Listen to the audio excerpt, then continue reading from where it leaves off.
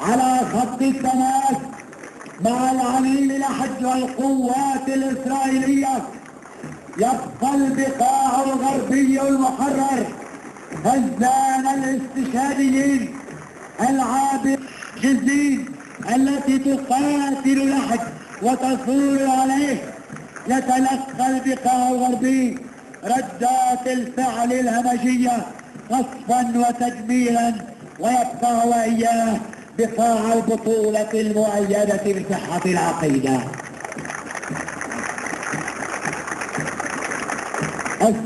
الفصيل الثاني من فصائل البقاع الغربي الثلاث.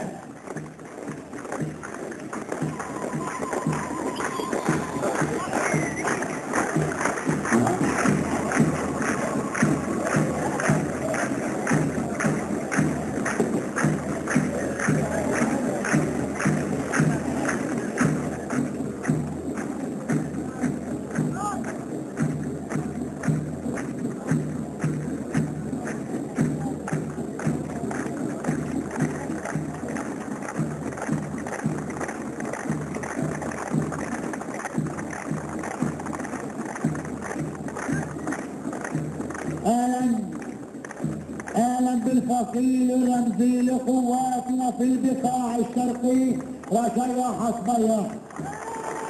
ايها البقاع الشرقي الذي عانى الاحتلال وبذل كل غال ونفيس ليتحرر، يا معانقا لجبل الشام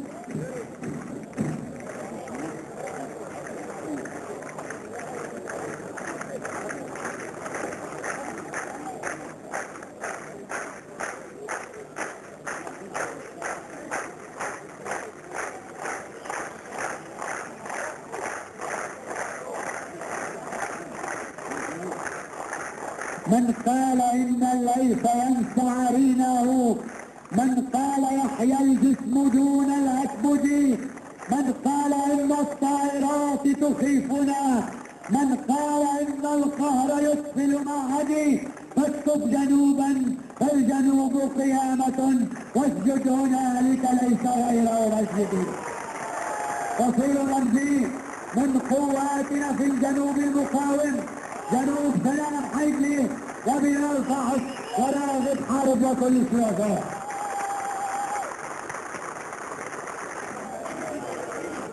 فالرمل يشهد أننا من طينة إنسانها كل القضاء وما يشاء، فالموت بدء حياتنا وخلودنا. نخشاه إن لم نمت فور النداء، ودماؤنا ليست حلال عروقنا. نستطيع المنع؟ لا، فنحن الأمناء، والموت شرط لانتصار قضية كالحبة الشقراء يحضنها الرجاء. لا تخجلي يا شمس، لا تخجلي يا شمس، نحن جنودك، فزوابع حمراء يزرعك الوفاء. عهد علينا أن نتم رسالة، ألا يضيع الدم في الأرض هباء. في تموز العطاء شهر المقاومة والفداء، عليها صور الشهداء يحملها ضباط من الجيش القومي.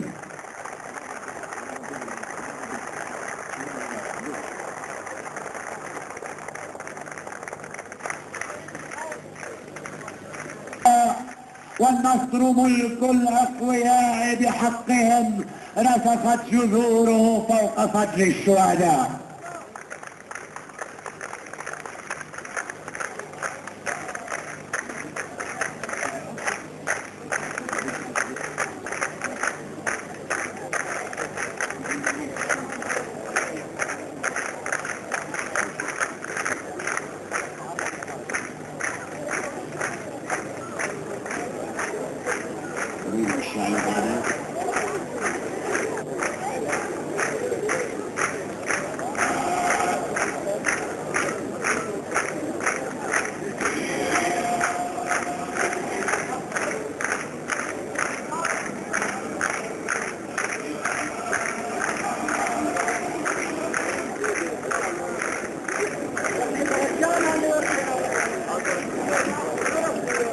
انك المقاومة، فارحل يا احتلال، انك الرفض، انك المعاهدة الوحيدة ان يرحل كل المعتدين عن بلادي، والا فبكم يرتحلون.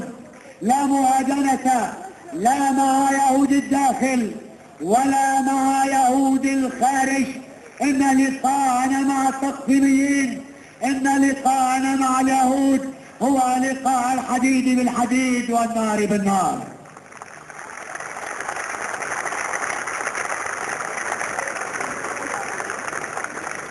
هذه هي الخطوة الواثقة، هذا هو المستقبل، هذا هو الجنوب. لا مفاوضات في أروقة الأمم المتحدة ولا معاهدات، لا في 17 من أيار ولا في غيره. إن المعاهدة الوحيدة على مناجقكم يا رجال المقاومة الوطنية اللبنانية. إن عاصمة لبنان هي أنصار، هي المعتقل وأنصار.